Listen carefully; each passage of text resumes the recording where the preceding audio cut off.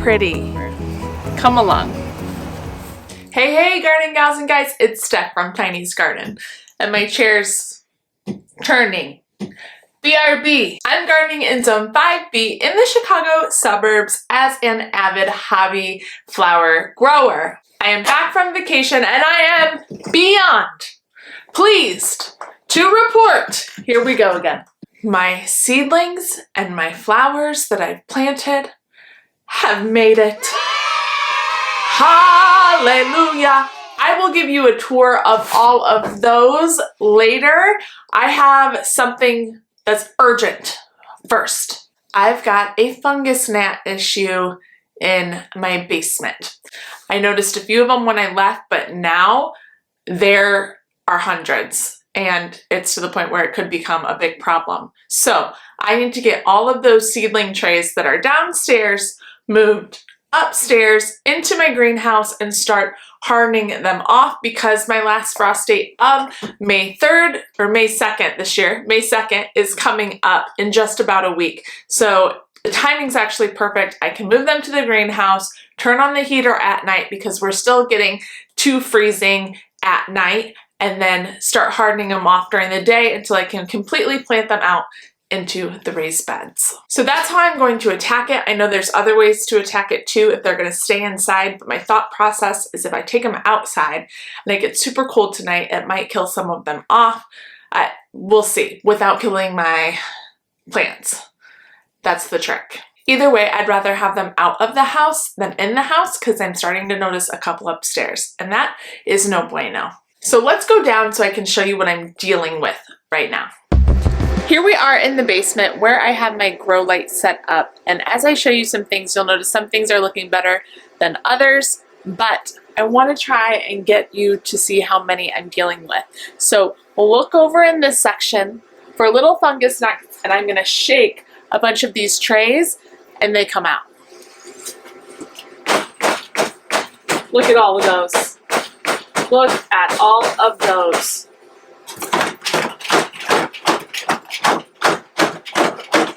These poor snapdragons are looking so terrible because of it. See all those flying out? Oh, I hope you can see this. There's at least 30 around me. Ugh. And if you look in, you can see the snapdragons are not looking the healthiest. Part of the issue is those fungus gnats. There's one flying around right there. If you look closely, there's multiple. See those guys flying? Ugh.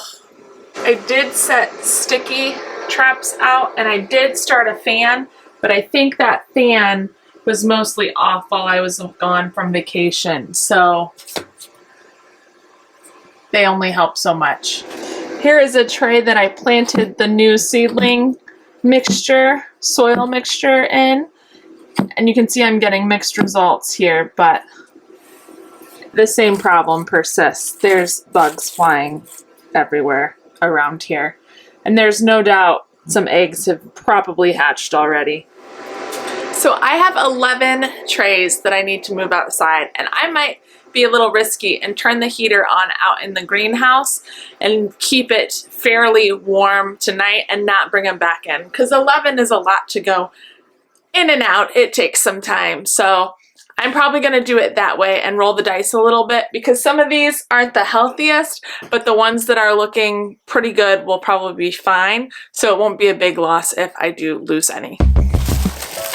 Let's get these trays in. I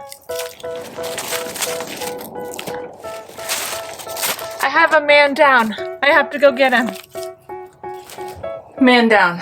Man down. There we go. Let me get these watered and then I'll give you a little tour of what we've got going on in here. Okay, first we'll start with my trays of celosia down here. Mixed results, mixed germination. You can see this one is really densely packed right here. Which one is this? That's Celosia Texas Plume Summer Sherbet Mix. These little red ones are red Atriplex from Gardener Supply. First time I'm growing that. I've got 3. We'll see how they do. This was a salmon. Which salmon? It's a Benary's Giant Red Zinnia. There we go. Started on 4-4. This tray, I believe, is all Celosia. Mixed reviews. I started these with a little bit of the sheep's wool. When I tried that new wool recipe, I used much more wool. Using less wool was better. And Bree from Blossom and Branch Farm, I guess, did change her recipe, and she was using about half as much wool as I was. So thank you for Maria to letting me know that. If I try this again, I definitely need to use less wool. At least I had some germinate, at least the majority of them germinated something. I have 2 trays downstairs that have done absolutely nothing. Nada, nothing. You can see remnants of things that germinated a little bit, but then on vacation, they died. Nothing here. So on that soil recipe, I will try 8 parts Coco Loco next time. And that was 4 parts wool to, I think, 1 part soil. I'll put on the screen what that soil mixture was. 1 part hot water to 1 part sheep wool pellets, which I'll put a picture of on the screen. I got mine from Amazon. And then 4 parts Coco Loco box farm and a dash of cinnamon. But no go. Did not work for me. Then here we have some Mahogany Splendor hibiscus in the back and Hot Biscuits Amaranth in the front. You can see they're getting awfully big. I have potted this section up. You can tell they are bigger, healthier plants than this one behind me, which is still in the Gardener Supplies Seed Starter Success Kit. Smaller, less room for those roots, so they're looking a bit more stressed. I need to pot those up.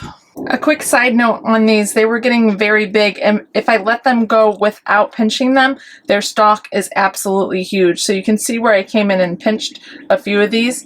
I'm gonna pinch this one with you right now.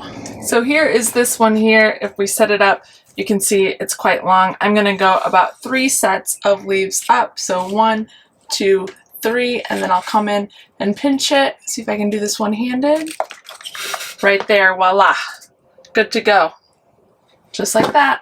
Next we have a tray that's looking a bit better. I think this was the regular soil mix that I use for soil blocks, which is the Vermont Compost Company, because it has much better germination. I'm having a really difficult time with germinating my Fama White seeds from last year. Fama White Scabiosa, which happens to be my favorite one.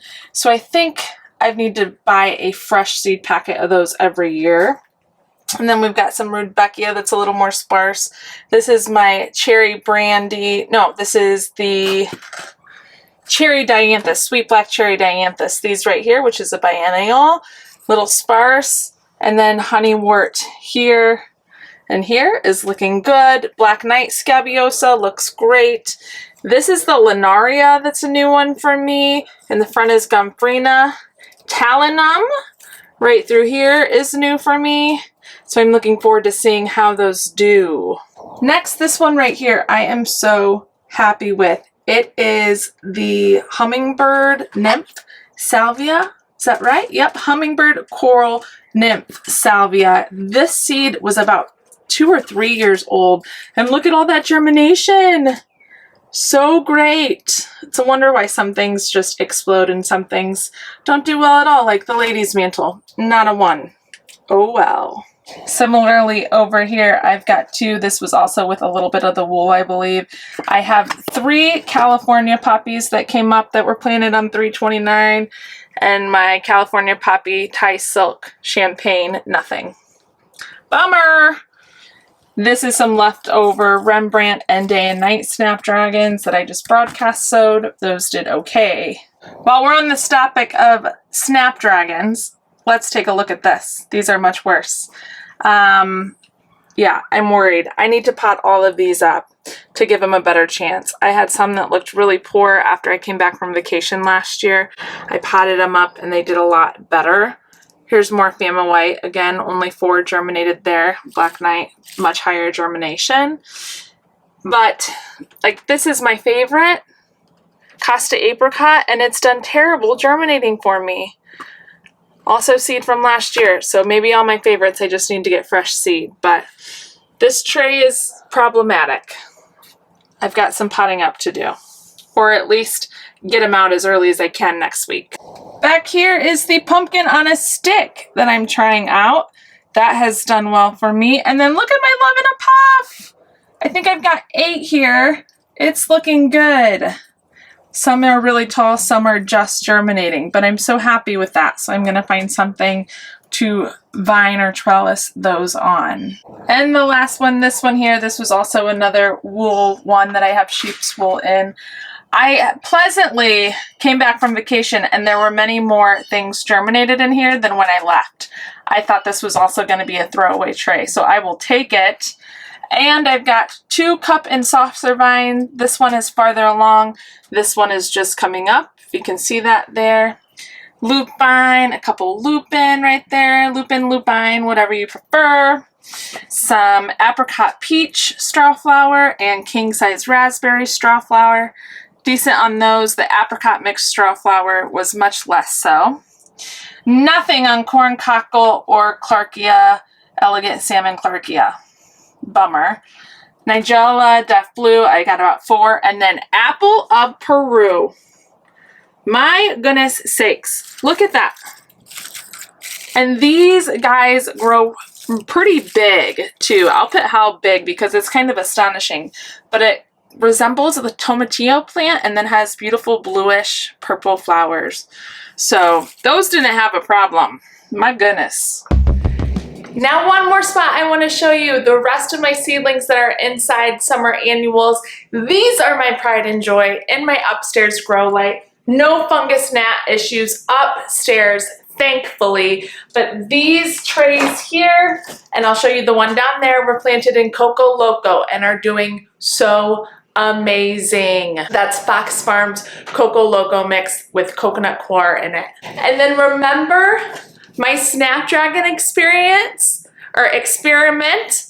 When I went to go ahead and pinch these off, I put them in root dipping hormone powder and tried to continue to grow on some of the parts that I cut off, and look at that. They're growing!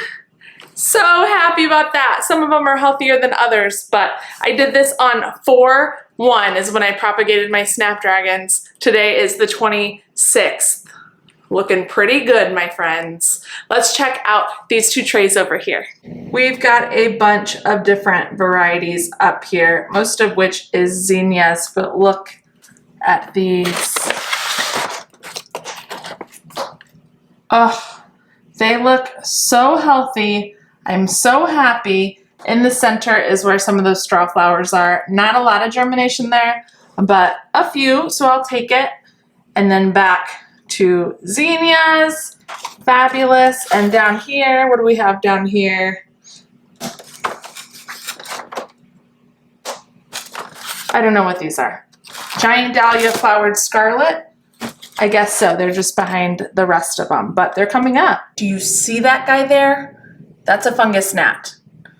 So there are a couple up here, but you can see my sticker is much better than downstairs, so we'll contain these. Then down here we have a bunch more as well, some from Floret, some from Johnny's, with some Cosmos at the end. Oh, but this tray, the way they look, I'm so pleased. It's so healthy, great coloring, and I've got a fan running on them, so they're building up some toughness for when they start to harden off.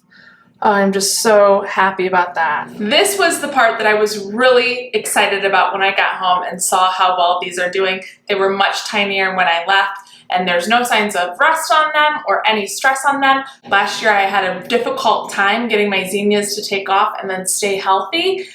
They had a really bad start. So this sends me to the moon. So happy. Later on in a different video, I'll go through each variety type that I've sown because I think I did this off camera, and I'll make sure you know everything that is in these trays and is going to go out. But this video is long enough today, so please comment below and let me know if you're having fungus gnat issues what you're doing to take care of it, or if you're starting to move some summer annuals outside to harden off like I am as well. Also, if you haven't subscribed to my channel, be sure to subscribe to follow along with all things garden. I'd love to have you here. We will see you in the next one. Happy planting, everybody. Bye!